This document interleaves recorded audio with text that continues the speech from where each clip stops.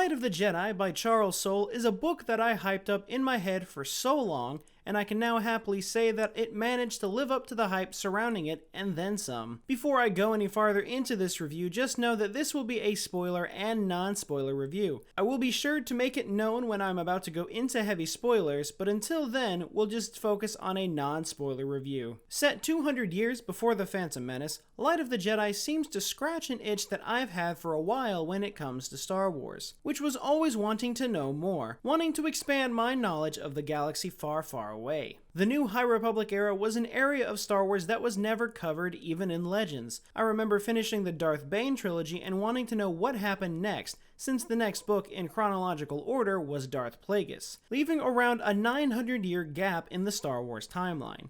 So having the High Republic fill in those gaps is awesome. Light of the Jedi starts off with the big event in which the High Republic stories revolve around, which is the Great Disaster. And I'll be honest, when it was first announced, I was kind of on the side of everyone else who thought, the Great Disaster, boy, that sounds real specific. But I held off on the skepticism, and now I see why they called it the Great Disaster. The opening of the book just throws you right into the midst of the disaster, which plays out over several chapters, and really gives you a scope of what the Republic and the Jedi have on their hands. Speaking of which, seeing how the Republic functions in this era is so strange to me. We're used to Star Wars politics at this point always being two sides, never agreeing with each other, even within their own governments. So it's a nice change of pace to see the galaxy in a situation where the Republic is truly trying to help all of the people it can reach, and the Jedi are the same way. Large in number and willing to go out to any planet to complete diplomatic missions because that's what they do, selflessly helping others in the way of the light side of the Force. And overall, this is a time of peace, where the Republic is at its height, and it's displayed beautifully regardless of the disaster or the new threat lurking in the shadows.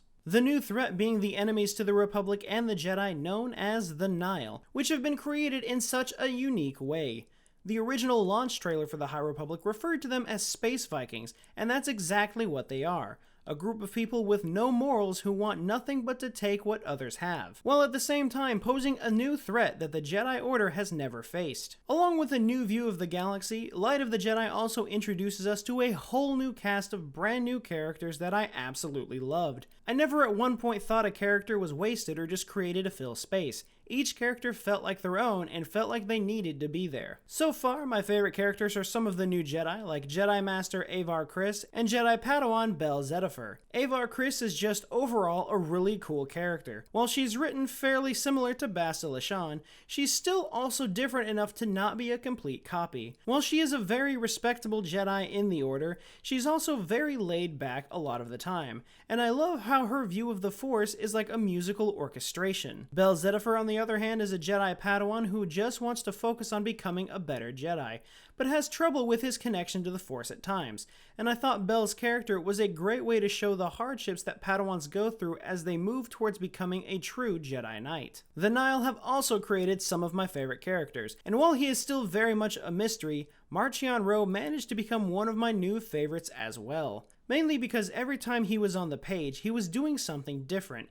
Each time we get to spend time with this character, he evolves into something else, leaving me to think that I will never get a true understanding of the character because as soon as I do, he will change again, and I love it. Having a character that keeps me on my toes in that style of storytelling is fantastic and challenges me to think ahead as to what will happen next. I can't get into too much else without going into spoilers, so this is now a warning that spoilers will be ahead. If you haven't read the book and want to see my final thoughts, however, you can skip ahead to this point in the video.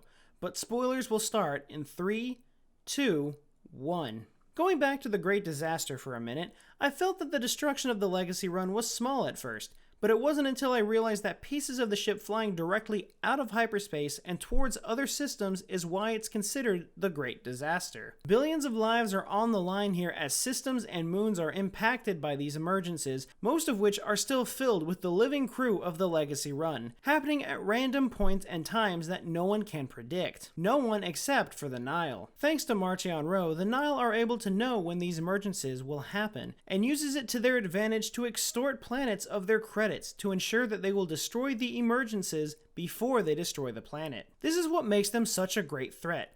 On top of this, the Nihil have learned how to do micro jumps, again thanks to Marchion Ro. As a result, the Nihil are able to jump out of light speed and straight into enemy ships, which is the reason why several Jedi end up dying in the final act of the book. After the Nihil ship that was responsible for the Legacy run destroying itself comes out of hyperspace in the middle of the battle in the final act, and destroys several Republic ships as well as Jedi vectors. And while we meet a lot of new and great characters in Light of the Jedi, it's no surprise that some of them aren't going to live through the whole book. And it's a shame, really, because we spend a lot of time learning about these new Jedi, villains, and Republic government figures, only to have them die in the same story. I understand it's how the narrative moves along, but I wish we could hold off on killing them at least until the next book. The ending gives me several theories that I'd like to discuss, but I think I'm going to hold off on that until another video, such as how Marchion Ro knows that torturing a Jedi with darkness and hatred is how you keep them imprisoned, giving me many questions as to what's going to happen to Loden Greatstorm, and what exactly did Elzar Mann see in his vision in the epilogue? Is it the same vision of the Clone Wars that we see a lot of the Jedi getting, or was this a vision of struggles to come with the Nihil? Hopefully the next book, The Rising Storm by Cavan Scott, will answer some of these questions. Overall, I absolutely loved Light of the Jedi. I truly think it has become my favorite Star Wars novel. I know review should consist of both pros and cons, but I'm having a hard time thinking of something I didn't like. I was able to read through each chapter with ease, and each individual story kept my attention, even when it switched narratives to completely different characters. If you're considering jumping into the High Republic, I cannot recommend this book enough. It feels very much like a Legends novel in that it's not restricted with what it can do, since it takes place so long before the movies. And the fact that the High Republic will be a large series of books makes it even better. Legends had several big book runs, such as the X-Wing series, or the monster 19-book series that was the New Jedi Order. The new canon has been lacking in that area, with only a few trilogy book series here and there. So this is definitely a step in the right direction, in my opinion. But what do you think? Have you read Light of the Jedi, or are you still thinking about whether or not to buy it? Let me know in the comments down below. If you have read it, tell me what you liked and didn't like about it, and if you're looking forward to the rest of the High Republic. Remember to like this video and subscribe if you haven't, and remember, the Force will be with you, always.